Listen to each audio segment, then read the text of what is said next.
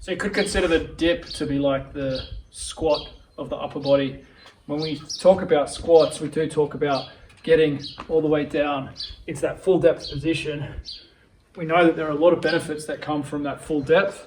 We want the same thing for the shoulders, for the triceps, for the elbows. We want that full depth position.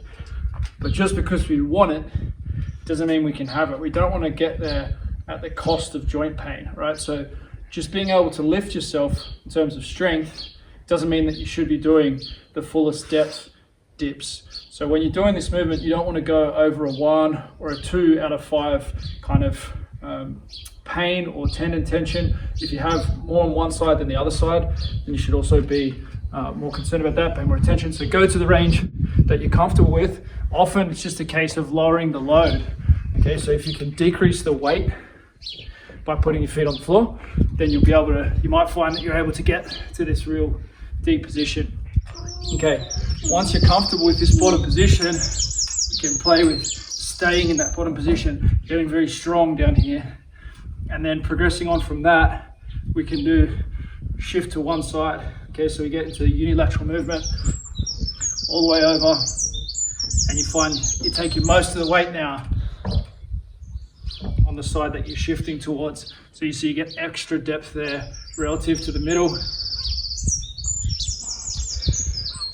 Now this is something that can be trained progressively. What you will get is more adaptation in the connective tissue. So you're going to be less likely to have a tendon issue or a strain in the muscle.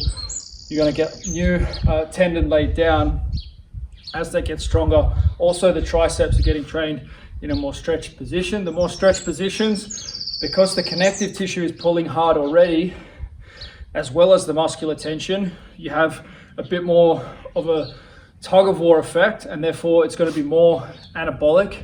You're going to have more inflammation, more new tissue growth. Now, that doesn't mean that shorter range positions are not useful. Okay, so being able to work with a shortened pec is also still valuable. It just has a different purpose to that fully stretched position. Okay, so this is your long range, athletic range movement for the pec, and it's really going to play a big part in keeping healthy shoulders, and even in terms of your top speed. Ben talks about it a lot. You see Usain Bolt able to get this shoulder extension. You will see some people when they sprint can't get the arms back, and it's going to negatively impact top speed running as well. So this is not just a superficial or a bodybuilding thing. This is something that we all need to look at.